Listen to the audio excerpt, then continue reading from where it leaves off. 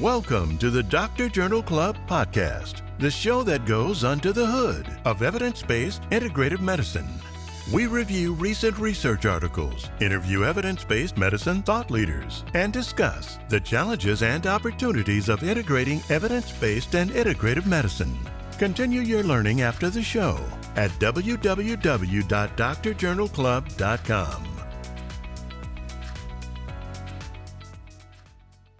Please bear in mind that this is for educational and entertainment purposes only. Talk to your doctor before making any medical decisions, changes, etc. Everything we're talking about, that's to teach you guys stuff and have fun. We are not your doctors. Also, we would love to answer your specific questions. On drjournalclub.com, you can post questions and comments for specific videos, but go ahead and email us directly at josh@drjournalclub.com. That's josh@drjournalclub.com. Send us your listener questions and we will discuss it on our pod.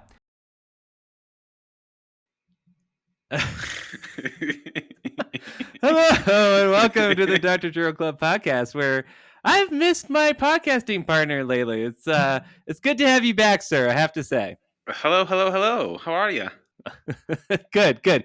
You were well missed. I do have to say, I don't know if you listened to the last pod, but I had an ode to you in the middle. It's like, oh, this is so boring. It was so weird talking to myself about the paper. I just felt like it was speaking out into the ether, like the old days or something like that. That's probably gonna have the most views or the most downloads to watch. Yeah, they're like, hey, everyone, Adam's not on this one. Take a listen. Yeah. Although it's funny, like you get into your rhythm and then you just start talking and it feels normal. But at first you're like, I'm talking to nobody. This is very, very strange. Right. And I was realizing, like, we've done this for a long time. Like, it was kind of weird at that point because, basically, I think we've been doing this for a year and a half, something like that. Definitely over a year. Since last October, I think. October. Because I remember it was the fall or the winter of my final year of residency, and I just remember us like talking about studies, and we were like, let's just, we already talked about all of this. Why don't we just share it with others? Yeah, which is basically still what we do. And then literally the next week we just started doing that. Yeah, and it's been fun, man. It's getting easier and easier to podcast, I have to say. And now there's like technology that we can remove filler words and all this jazz. But anyway, so how are you briefly? How are you in life? It's been a while. The listeners haven't heard from you in like months and months and months and months. How are you doing? What are you doing? The rumor on the street is you are no longer training for triathlon. Is that true? Is that a blatant lie? Are you back on the saddle? What is going on? The rumors are semi-true.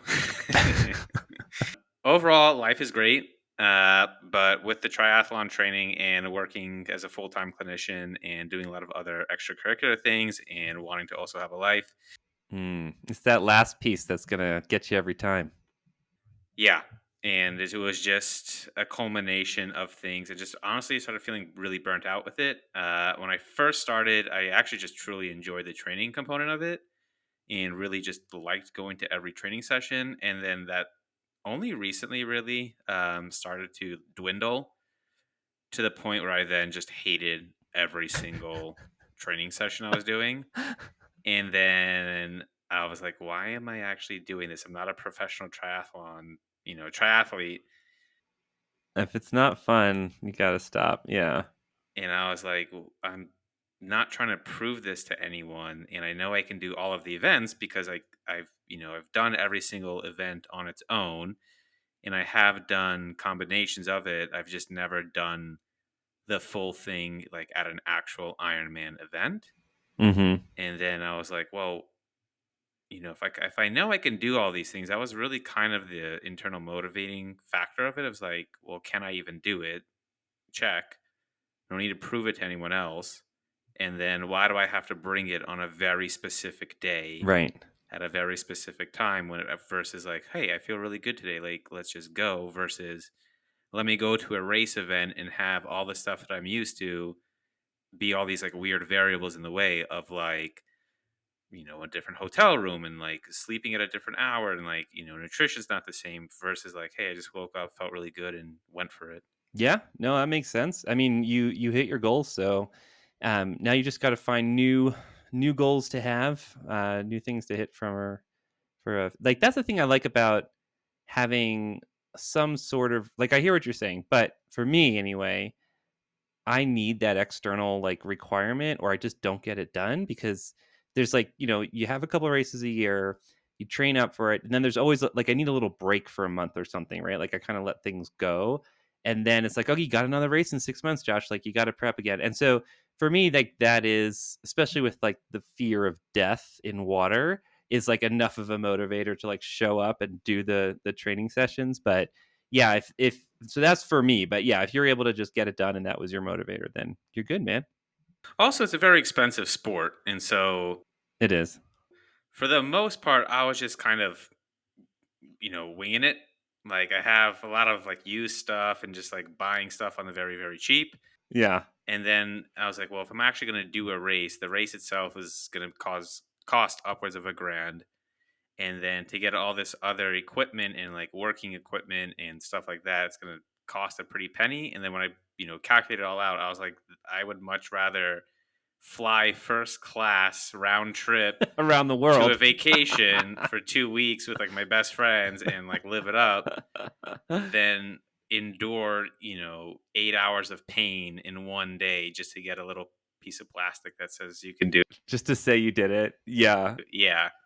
And then the classic line for triathlon is like, "Oh, did you win the race?" And be like, "No, no, I finished the race." Yeah. "Oh, well, did you come in like third?" "No, I was like 130th in my age group." you know. Yeah. But well, did I speaking of cheap equipment, I told you about what happened with my bike on my first try, right? My first one and only try. Yeah. Yeah, yeah. So I think the having decent equipment matters. Like you can't really wing it, and it's just like some things, like everything else that I've done in terms of this, I always just get the cheap stuff or like whatever. Like I don't know that it really matters. And but I think here, like, yeah, okay, you don't have to buy like the $10,000 bike, but you should probably buy a nice bike, Right. right? Like if you're gonna, and then you should probably protect it when you travel and all that jazz. Anyway, this has nothing to do with what we're talking about. And Yeah. well, and also like just for anyone out there who's like also kind of going through anything similar, like it just quit. Like it's okay. Like I feel like there's this thing with society of like if you quit, yeah. Quitting's okay.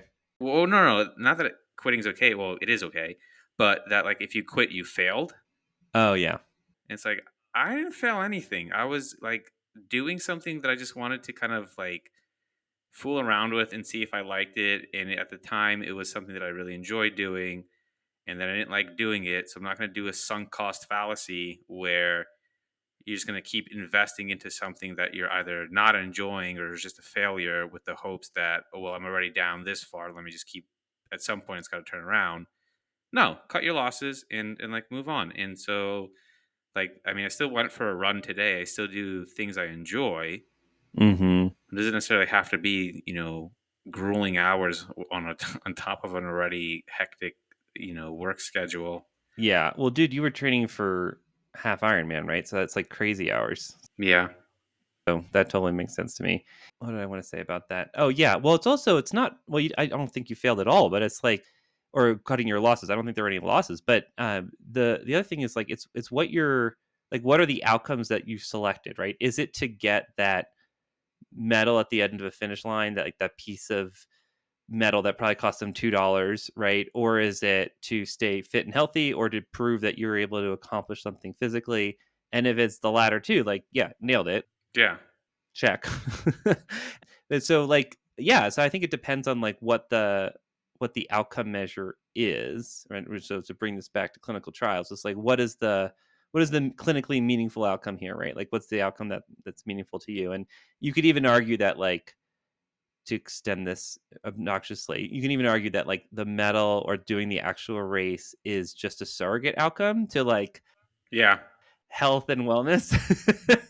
you know But I don't know. I just feel like, looking back too, it's kind of silly of like, hey, Adam, let's go hang out. It's like, oh, no, hold on. I have to go sit on a saddle for 3 hours watching Netflix. But you go ahead, go have fun. Yeah, fair enough. I think it sounds like you've made the wise, smart decision, and you've proven that you can pull it off, which I think is impressive. And I got better at three things. I got better at running. I got better at swimming. I got better at biking. Mm-hmm. I still go on bike rides, but like now they're more like leisurely with friends. Like, let's go check something out. So it's still fun to do those things, but not with the mindset of like, oh, I'm doing this because I have to do it for triathlon training. It's more so, oh, I'm doing it because it's a nice day. Let's go on a bike ride. Yeah, so that's the we should just like call this podcast the triathlon podcast at this point. But the one of the things I liked about switching to actually getting a proper trainer this year is that I used to just like go out and like put in those hours thinking that that's what I needed to do. And I think that what she has me on now is like, okay, you do 30, 40 minutes of like something every day. And then you do your long ride, with a brick or whatever, like you do a run at the end. But on the weekends. And obviously that builds up as you get closer to the race. Yeah, I think it was just doing those continuous long runs every time was like so draining for me. And to just like, oh yeah, I'm just working out for 30, 40 minutes a day. Like that seems totally doable. And then yeah, there is this one long thing on the weekend. And as you get closer to race day, it gets like more and more onerous because it takes up more and more of your day, plus recovery time. And that's hard on families and life and all that. I think my total minutes of training is lower now, but I feel better about it. Like it's less of a drag, I guess. Yeah. Okay. Should we talk about science now in medicine? Yeah, we can.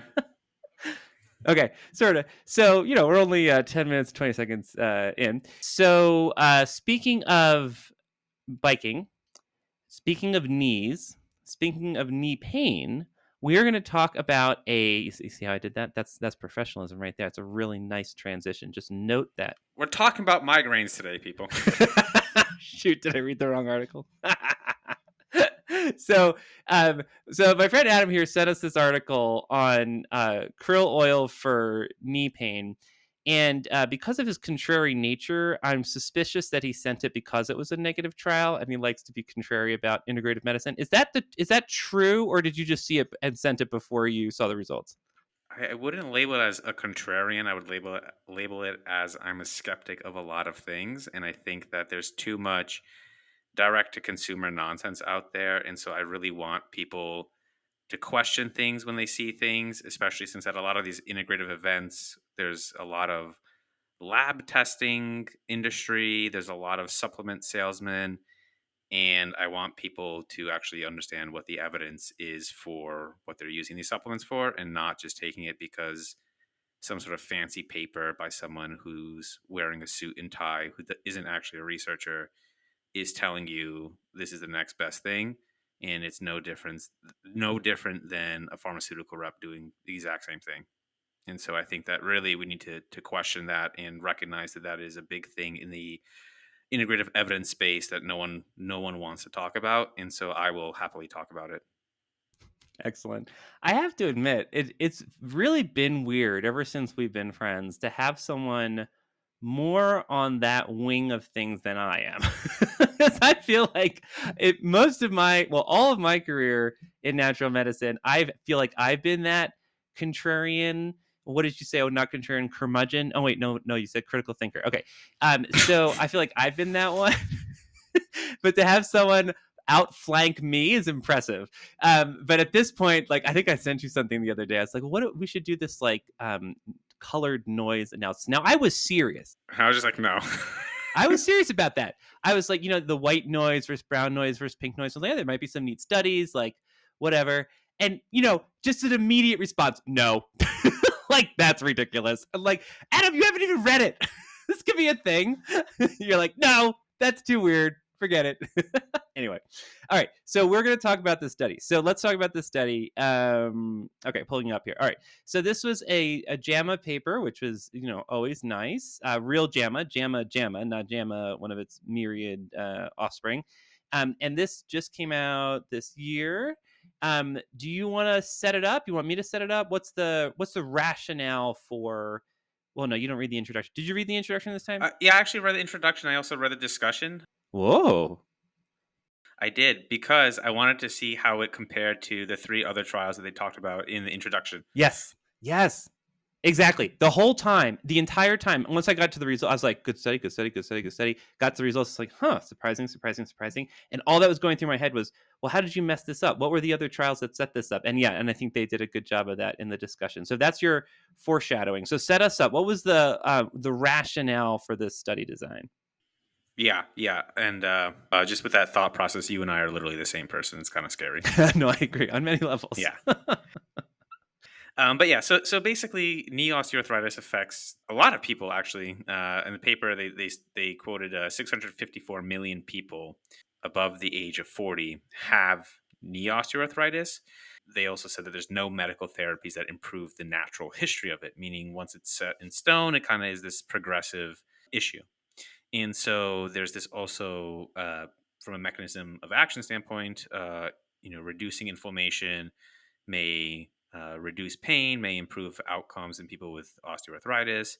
And omega 3s, there's evidence that it reduces inflammation. And because we love mechanism of action, if you can reduce the inflammation with something, then therefore we should have improved knee osteoarthritis. On top of that, krill oil, as opposed to fish oil, has improved bioavailability. So there's better uptake of it. And it contains an antioxidant called astaxanthin, which also can help from, inflammation, free radicals, yada, yada, yada. And then they had 3 prior randomized clinical controlled trials that showed daily krill oil reduced some aspects of knee pain in individuals with knee osteoarthritis. However, compared to this trial, none of those trials included individuals with effusion synovitis. So essentially, that joint space having some inflammation of that synovial fluid, the lubrication within the joint. So this way, they're not grinding on each other. Think of it as like brake fluid, basically. Mm-hmm. They none of them actually measured that, and that can be used as a surrogate marker for the structural progression of knee osteoarthritis. Yeah. And so, go ahead. No, I was just gonna say, like, it's kind of nice, right? So obviously, the clinically important outcome is the pain, but I always get nervous about subjectively reported outcomes, and so it's kind of neat that even though the effusion synovitis is a surrogate marker, it is like a surrogate marker for an objective response, like progression. And so I don't know. I love when you have these. Okay, yeah, the subjectively reported outcome is the clinically important one, but you pair it with something objective at the same time. So I just love that. Right. And then I do want to talk about those 3 trials without giving away the findings of this paper. So I do want to go into that next. Mm-hmm. But the whole aim of this paper was to look at 2 grams per day of krill oil versus identical placebo. And the placebo that they used in this paper was a mixture of random oils, including the quote unquote bad seed oils that everybody's scared of, even though there's really a lack of evidence to support that. Watch a curmudgeon. Mm-hmm. Yep. Are curmudgeons, do you think they're sea creatures, which would be fitting for this podcast? They might be sea creatures. Yeah. Well, that's very fitting. Okay. But yes. That's what I envision. I envision someone on the bottom of the ocean, sort of like an angry, mumbling, what is it? SpongeBob SquarePants. Plankton. Just like fuming about things, about the research evidence literature. Yeah. Great. Anyway. That's you. Yes, that's me. And so this was a randomized clinical controlled trial looking at 2 grams per day of krill oil versus placebo, as I said, on the primary outcome of knee pain over 24 weeks in people with knee osteoarthritis who had significant knee pain and effusion synovitis. And when we actually compare the other 3 trials, which they do talk about in the discussion, they were of smaller trials and they used different amounts of krill oil. One small trial looked at 300 milligrams of krill oil versus 2 grams in this one, so 2,000 milligrams in this one. That trial was also only 30 days, whereas this one is 24 weeks. Mm-hmm. Another trial did look at 2 grams per day, but they only included 50 people with mild knee pain, and they also had other comorbidities associated with that as well. So they couldn't necessarily uh, say that it was due to knee osteoarthritis. Interestingly, in one paper with the 300 milligrams per day of krill oil, that significantly decreased C reactive protein, whereas in the other one that looked at 2 grams per day of krill oil had no change in C reactive protein.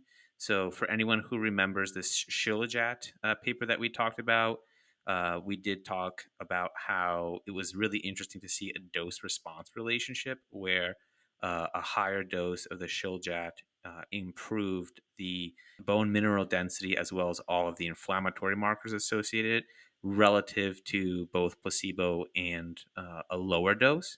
But so we're not seeing that here. So there's some inconsistencies. And then there was a third randomized controlled trial that looked at 4 grams per day, and that did seem to improve in individuals with moderate knee osteoarthritis over 26 weeks. However, in that trial, they did not have people specifically with the synovitis, as in this case, and they also had a little bit of a difference in the EPA and DHA content. But it seemed like those were just more so things to note, but didn't really change much of the results that we'll see in this paper. Thoughts? Yeah, I think to your point, like this study was done in the context of, okay, we have studies that show benefit of krill oil in populations like this, not exactly like this. Even at much lower doses, we're seeing benefit. And we have like as low as 300 milligrams, as high as 4 grams, and we're going to shoot for 2 grams. So it doesn't seem like they intentionally undershot the dose or any reason like that, right? So it seems like, it seems reasonable. And even I think even the placebo comparators were similar to at least one of the other trials. So it does seem like they set this up based on an expectation that, we have evidence that this works. And so let's try it, sort of a very rigorous, larger study, very rigorous design. This is also a larger dose than what we're seeing in over the counter products because I did look at popular name brand fish oil supplements and krill oil supplements, a lot of which are used in the integrative space with sort of this, idea that, oh, it's not over the counter, so therefore it's a superior product. And the dosing on those are significantly underdosed compared to what's being studied in this trial. Well, yeah, I mean, I guess it depends on like how many you take. Like I know I don't know how you use them, but I regularly will, if I do, I don't really do fish oils, but when I do or when I have, it's usually been in the gram levels, right? Like 2 grams a day would not be crazy for me. So I feel like it's a hefty but not crazy dose. But yeah, anyway, okay, And also, can we just plug in one thing real quick about fish oil? sure, yeah. For those who are giddy about super high doses of fish oil, so when I say super high, I'm saying at least 4 grams per day. There is an association there with AFib, so it's not Benign, 100% benign. a benign thing. You can cause harm with high dose fish oil, so please be careful. And this is not medical advice. Yeah, that was my mom just sent me that New York Times article about that. I think that's the next thing we should look at. Look, the thing is, we don't do this for money. This is pro bono. And quite honestly, the mothership kind of ekes it out every month or so, right? So we do this because we care about this. We think it's important. We think that integrating evidence based medicine and integrative medicine is essential. And there just aren't other resources out there. The moment we find something that does it better, we'll probably drop it. We're busy folks. But right now, this is what's out there. Unfortunately, that's it. And so we're going to keep on fighting that good fight. And if you believe in that, if you believe in intellectual honesty in the profession and integrative medicine and being an integrative provider and bringing that into the integrative space, please help us. And you can help us by becoming a member on Dr. Journal Club. If you're in need of continuing education credits, take our NANCIAC approved courses. We have ethics courses, pharmacy courses, general courses. Interact with us on social media, listen to the podcast, rate our podcast, tell your friends. These are all ways that you can sort of help support the cause. So let's jump into the methods. Just some things to highlight. One of the things I really liked, they had the entire trial protocol and the entire statistical analysis plan available online. I feel like they're being like super transparent. It's not just that they had like a Prospero, well not Prospero, but some not just like a basic clinicaltrials.gov registration. It was like the straight up entire protocol and the analysis plan. Honestly, I've been very impressed with research coming out of Australia. I'm not surprised that is what happened. A lot of the Australians do a really good job with when it comes to the reporting of outcomes in the papers and whatnot. Huh. Yeah, no, that's cool. I hadn't noticed that. I'm not seeing a lot out of Australia besides SIBO stuff actually. Like FODMAP stuff is really big out of the Monash University down there. But okay, so yeah, so really like you said, very transparent, very good methods. We talked about the population. You had to be 40 years of older, symptomatic knee pain. You had to have like significant knee pain, like 40 points or higher on a 100-point scale. So these aren't people where it was just marginal knee pain. And I think the biggest difference between this population and the other trials was it was all people with knee arthritis, osteoarthritis specifically, and not a mix. And also that they all had this effusion synovitis. And I was wondering, like, I mean, it's not like, I guess you would argue that that makes it more severe? Yeah, Yeah, right? and so if you were to see a response, then you should see a response, right? So if you kind of think about it like as a secondary prevention type of population, you would expect to see a larger magnitude of effect. Right. Unless the only thing I could think of, like trying to play devil's advocate, was well, maybe they were so extreme. Like sometimes when disease is so progressed, you just can't reverse it, and maybe that's what we're seeing here is that you have these anatomic evidence of severity of disease that's just no longer reversible. Whereas if it wasn't that extreme, it would. I don't know. Could just be that it doesn't work, but we'll see. So that was one question I had because I think this is the only study that actually had that as an inclusion criteria that they had to actually have this synovitis. Yeah, and that was one of the differentiating factors between this and the other three randomized controlled trials. Yep. Yep. So as we try to compare and contrast, so remember, like if you have disparate results, it could just be that, like, well, the early studies were wrong, like that happens, or not wrong, but just like randomly positive, right? Especially these smaller trials.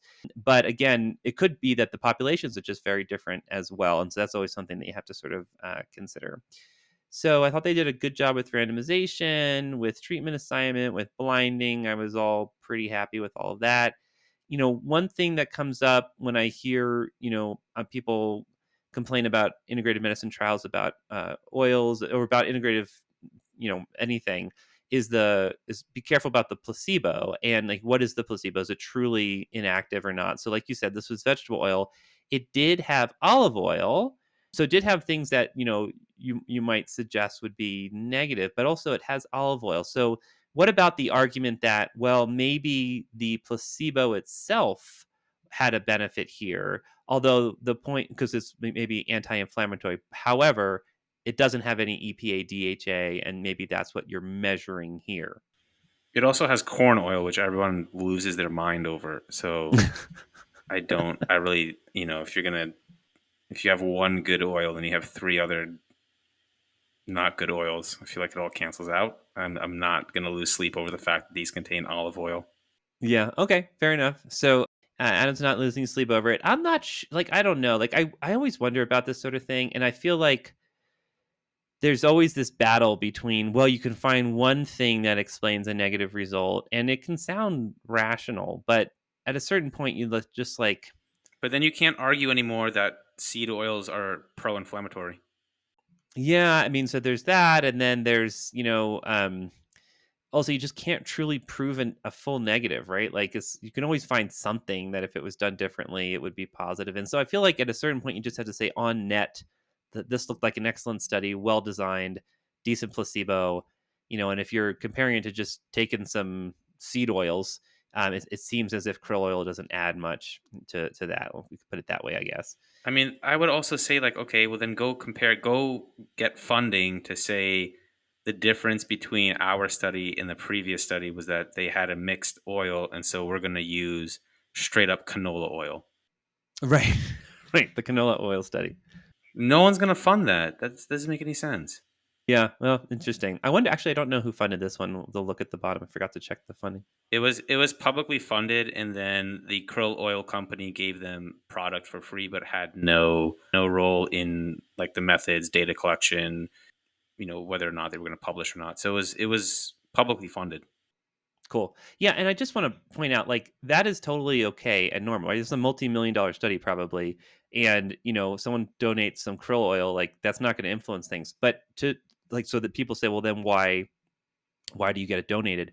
Because pragmatically, when you do these studies, you need all the quality assurance documents and certificates for safety.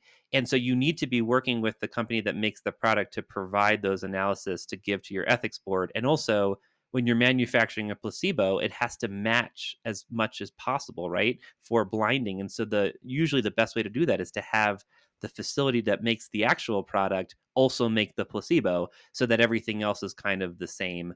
So again, that's totally reasonable, I think. So yeah, okay. So we have okay. Another thing I wanted to point out: we did have a lot of dropout, right? So you have 262 people randomized, half to krill oil, half to placebo. They did a good analysis. Like their primary analysis was, everyone that was randomized, but I think they lost like what 24 people in one group and looks like 23 in another, which is a significant percentage of the total. I think it's easier to look at it from a percentage standpoint. I think it was like 15% and 17% in both groups, and overall, only 85% of people completed the trial. So I do think from a bias standpoint, that is something that has to be taken into account, especially as they did not use an intention to treat analysis. I wanted to ask you about that. Like, that seems like I mean, 24 weeks, it's a long time. And I guess 15% doesn't sound so crazy, but still, that seems to be a lot of people to just drop out of the study. And at least it's balanced, right? And if we look at the reasons for dropout here, they say dropped out for adverse. So 7 dropped out for an adverse event in one group versus 8 in the other. That seems balanced. Perceived lack of efficacy, 4 in one group, 6 in another. 6 cannot be contacted, 6 cannot. So it seems like balance as far as the number of people that dropped out and the reason. So it doesn't appear on its face that the intervention itself was driving dropout. So that's what you worry about from a bias perspective. You just kind of wonder, well, if you're just missing this many data points, maybe it's not a bias issue, but maybe it's like you're just you're not going to see the effect as well, right? You're just kind of losing your power. So yeah, I don't know. Any thoughts on like why they had such a relatively large dropout? Is it just the length of time you think, or maybe just the people running the trial? I mean, they were run through different, I think clinics, I think primary clinics. Yeah, I mean, it may have just been a time issue. I'm really not sure, because when we even look at the adherence rates, they were so high, 99% in the krill oil group and 96% in the placebo group. So, you know, the adherence to treatment for those who were taking it was so high. It would have been interesting to see what was the adherence rate in those who dropped out. Like, did they also have a high adherence rate and then just for whatever reason dropped out of the study? Or yeah, I don't know. It's a shame that that happened, and kind of a bummer that they didn't do it in ITT. Yeah, right. So they did so they sort of did intention to treat, but they didn't do like a sensitivity analysis, I guess, across it. But it was a null finding anyways, as we'll talk about. So I guess it's less of an issue. Okay, and then primary outcomes was the 24-week change in self-reported knee pain. So I like that the primary outcome, even though it's subjective, is clinically relevant. I loved that they predefined their minimal clinically important improvement. Did you see me like in your mind doing a little jig when you read that? Because I was like beyond, I did. I did. yeah, I was beyond thrilled. And they actually picked the right number. So, like, there's a lot of new research on minimally important differences. We used to think the VAS scale, okay, it's like 10 points, right? You just do 10%. But actually, it depends. To do it properly, like, you need to actually ask the population that's relevant to you. So, find a group of people that have knee osteoarthritis and ask them, like, what's the minimal difference that would matter to you? And they used 15. And most of the studies that I've seen, whether it's shoulder pain or knee pain or something like that, it's somewhere between like 13 and 18 or something like this. So 15 sounded really totally legitimate. They had that initially. They had a lot of secondary outcomes, including the change in effusion synovitis. and then like I think up to like 60 other secondary outcomes. That's the other thing. Like they definitely went fishing. Like they had lots of things they looked at, but they were so upfront and honest about it, so that I feel like I wasn't too worried. Yeah, I mean, they even said due to the large number of secondary outcomes, results for secondary outcomes should be considered exploratory. So they straight up said, like, "Hey, Yeah. we're looking at a bunch of stuff. Please don't look into it." Really, what that means is we're setting up future trials and future research questions. That's pretty standard. Yep, and it's like so I always wonder with this sort of thing if it was the peer reviewers, if it was the referees that like required them to temper their thoughts about secondary outcomes, but just based, reading between the lines here, I feel like these authors were, like you said, super legit, probably was their original language. And yeah, so it's like it's okay to explore and have exploratory outcomes, just like don't pass them off as like what you intended to see. And I think they did a good job of that. I think too, if they had 60 secondary outcomes to look at, they really like are trying to be as thorough with this as possible. And so even if there's like the slightest noise of a positive secondary outcome, they're going to go down exploring that. Exactly. And they saw a couple things that didn't really make sense and were probably just like random. Oh, the other thing I really liked about the MCIDs, the minimal important difference, they set them as well for lab values, which is so cool. And you rarely see. We did that with our paper a couple of years ago on low carb diets, and as far as I know, we were like the first people to do that. We had like a big discussion about should we do this? Should we apply this concept to lab values? Can you do that? What's your justification? I mean, I'm sure we weren't the first, but we didn't know of anyone else. And it's neat to see other people doing that now and actually using very similar thresholds to what we used, which I think is kind of cool. Yeah. So yeah, it's this idea that, you just have to start setting these thresholds that matter one way or another. And that is analogous in labs. It's not obviously not patient important because you can't tell the difference, but it is clinically important. And they actually use these people are great, man. They actually use different languaging around that, right? So you have the minimally clinically important improvement, which is a very specific phraseology there, versus the minimal clinically important difference for the labs. Yeah, they did a great job. They clearly were well versed in MCIDs and all that. Yeah, I like these authors. I don't know any of them. I don't recognize any of those names, but I'm impressed as well. Alrighty. What else did you want to talk about? That's pretty much everything I wanted to talk about on results, besides some comments on adherence. Anything you want to touch on first? No, that was it. And we already talked about the adherence too. Yeah, and the adherence, right? The adherence was excellent. The other thing I'd say is they looked at not just at counting pills, which is what almost everybody does. Like, okay, return the bottles when you're done. Let's count up how many are left to figure out how adherent you were. But they actually had a biomarker for omega 3s as well, which I thought was great. So they had like proof that not only were you taking the omegas, but it was getting into your bloodstream and bioavailable enough to have an impact, which is it's really nice when you can have that biomarker as well. Alrighty. So let's talk results. You want to walk us through the results? Sure. So the primary outcome, which again was the change in knee pain based on the visual analog score. And so again, that visual analog score goes from 0 to 100. 100 is maximal pain, 0 is no pain. In order to be included in the study, you had to have a score of at least 40. And when we look at our demographic table, the average knee pain for the two groups was a 48 in the krill oil group and a 50 in the placebo group, so basically the same. And then when we look at the primary outcomes, so the change in that, there was no difference between the two groups. From baseline to 24 weeks, it changed by 20 points. It went down by 20 points in the krill oil group versus 20 points in the placebo group. Absolutely no difference. Yeah, so both improved significantly, but there's no difference between placebo and krill oil there.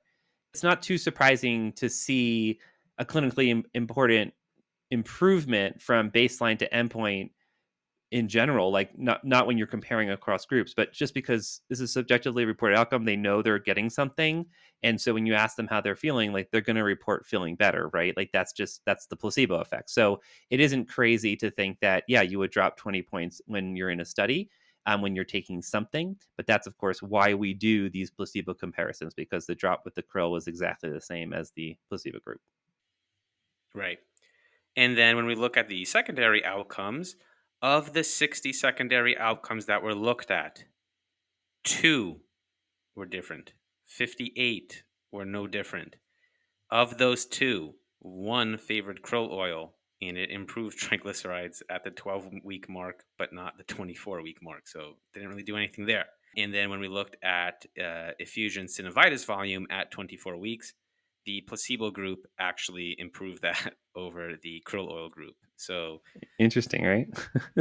to all the corn oil haters, it improved inflammation. Yeah, that was interesting. And they kind of talk about when I guess we could talk about that in the discussion. Like they kind of talked about why in the world the placebo would improve it, and I think they just kind of concluded at the end that it was probably a random result. Yeah. Alrighty, so that's basically it, ladies and gentlemen. I let's look at the anything. I think we discussed most of the discussion as we went through. I want to see if there's anything else here I want to talk about. Yeah, so basically in the discussion they're going through, they're like, okay, why didn't we see an effect here? Like the dose was, right between these two studies that we've seen that showed benefit. There were studies that showed benefit of exactly 2 grams a day. They all had knee pain. They were improving. So, like, what's the difference? And I think, at least in my reading, the only major difference, if you assume that dose is not responsible, then because you were seeing effects at like 2 grams and 300 milligrams in other studies, was the population. Like, it wasn't the other populations were more mixed. Maybe they had some rheumatoid arthritis. Maybe they had knee pain that wasn't necessarily osteoarthritis, knee pain. And then also, they didn't have this synovitis piece. And so those seem to be the most like if it's not truly negative and those initial results are true and this is true too, then that was the take home that I had, that it's like, well, maybe it's the difference in the populations here, that if we're really talking about a knee arthritis where you're having synovitis, then it's just not gonna help you essentially. Yeah. Yeah. Yeah. I don't have anything else to add to that. Cool. I think that's everything. Just going through here. Yeah, that's everything as well. They also looked at adverse events. There wasn't any major difference between groups there. And they talk about how what they saw with the placebo. Oh, that's the placebo thing. So that's another thing I wanted to highlight. So, and I think I talked about this earlier. So they have this study of 2 grams a day showing benefit, right? So that's what they're doing. And they're like, okay, well, maybe, you messed up the placebo pill. Maybe the placebo pill was actually beneficial, and that's why you're not seeing a difference. But again, they use a placebo pill, they claim, very similar to that used in the study that had the 2 grams that showed benefit, right? So again, in theory, it's not that either. So yeah, I think at the end of the day, if you've got knee arthritis and you've got synovitis, krill oil is probably not going to help more than placebo in according to the findings of this study. And I think that's pretty much what I want to say about this paper. Anything else you want to add? Is the practice changing for you? No. Well, I mean, I don't. I'm such a specialized population that I don't really see people for arthritis. Although I have to say, my laziness, because I see people with like basically one condition, small intestinal bacterial overgrowth. If they happen to mention arthritis, pain here or there, I will often say lazy things like, "Oh, well, you might consider, some fish oil or something like that, or krill oil."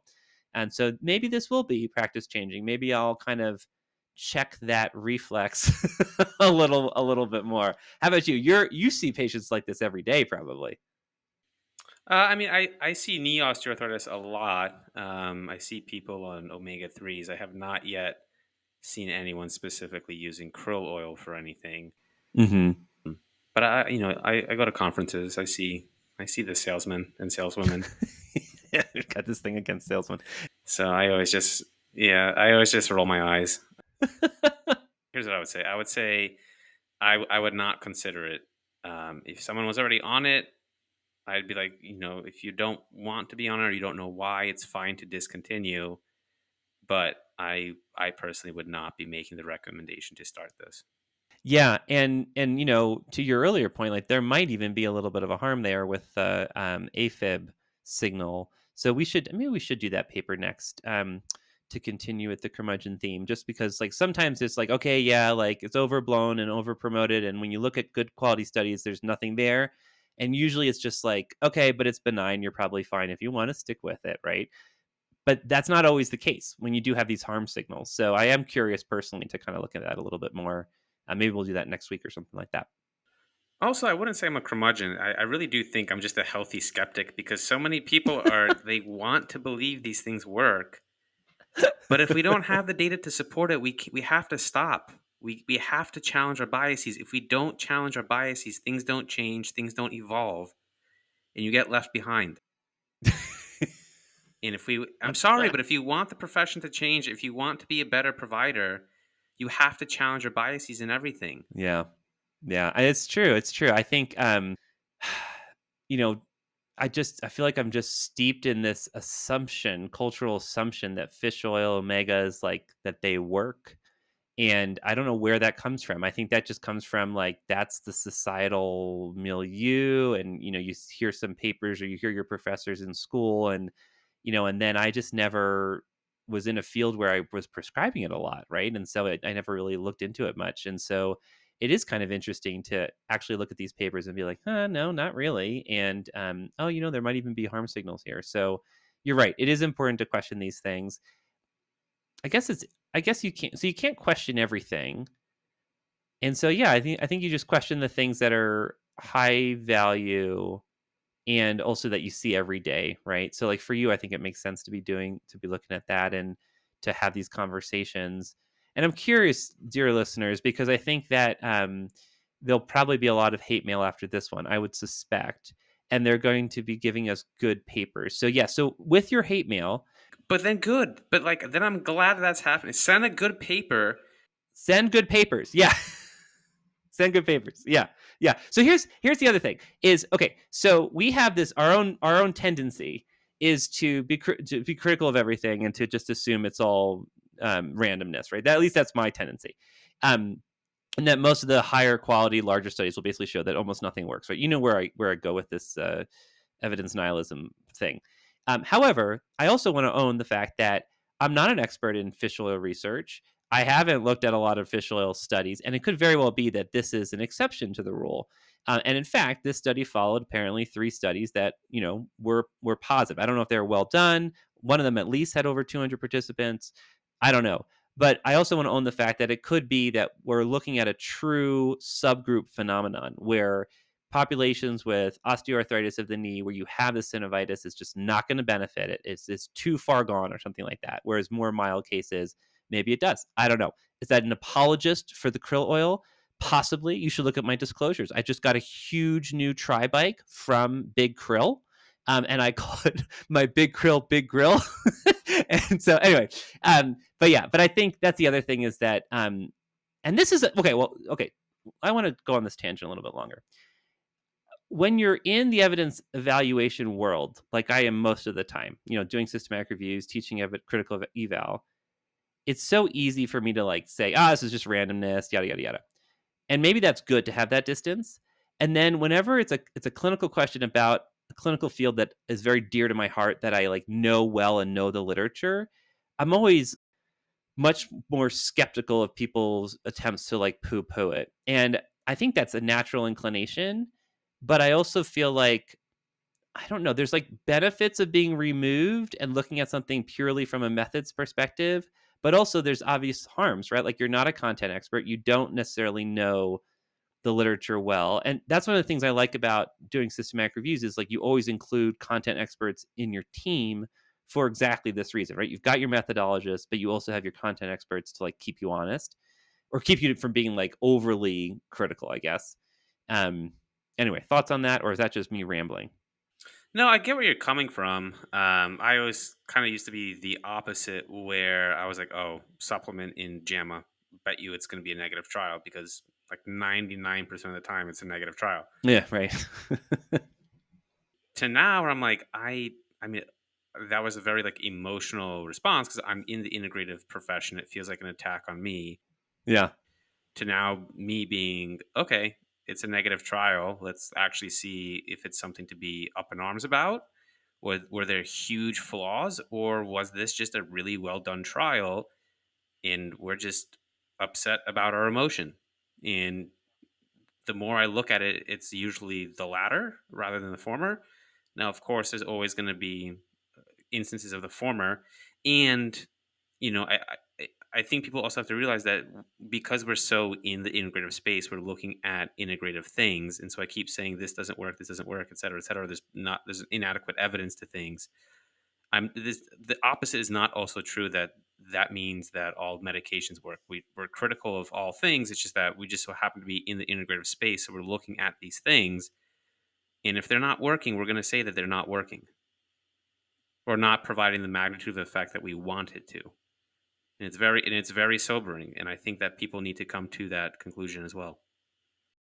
Yeah, I think that's well said. And right, because of our area of interest, this is what we talk about. But as longtime listeners will know, like we're equally critical of a lot of different interventions, and tend towards the evidence nihilism position for all of medicine.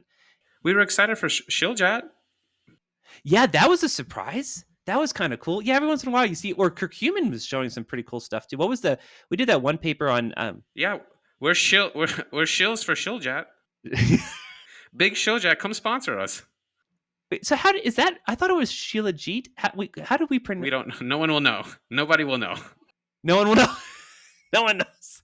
Unknown. It's one of those unknown. It's like, oh, you're probably too young for that. The how many licks does it take to get to the center of a Tootsie Pop roll or whatever? I'm old enough for that. Yeah, with the owl. Yeah. With the owl, right? Some things are just unknown, right? So anyway, so interesting. I think between now and the next podcast, one of us needs to get a Tootsie Roll Pop and find the answer. Yeah, fair enough. I'll put Theo on it. I think he'll be thrilled. He's all hopped up on. Today was his last day of kindergarten, and so I went in for the kindergarten party, and so they brought in like pizza and cupcakes and like juice boxes, and I had already packed him a cupcake in his lunch for his like last day. So like the entire class are hopped up on sugar, like literally bouncing around the classroom, jumping on each other. And I'm just Did they also? What was that? Did they also come? Everybody get a free sample of Ozempic. Here's your cupcake and Ozempic. Well, it or like a benzo or something to calm the freak down. It was totally nuts. And I turned to some of the other parents and I was like, I am just so glad that he's got 2 more hours here before he comes home. Because he's going to have to like burn off this sugar crash with his kindergarten teacher, not me. Although he'll probably be half asleep in a coma by the time I get him. Isn't it kind of funny how we go from like kids being hopped up on sugar to then we just transition to caffeine as adults? Oh yeah, I'm hopped up on caffeine right now, right? So it's like, I have nothing to say about this. All right, ladies and gentlemen, we will talk to you later. Adam, it is wonderful to talk to you. I missed you. I'm so glad we were back on this thing. Likewise, my friend. All right, take care. Bye. Thank you, everybody. If you enjoy this podcast, chances are that one of your colleagues and friends probably would as well. Please do us a favor and let them know about the podcast. And if you have a little bit of extra time, even just a few seconds, if you could rate us and review us on Apple Podcast or any other distributor, it would be greatly appreciated. It would mean a lot to us and help get the word out to other people that would really enjoy our content. Thank you.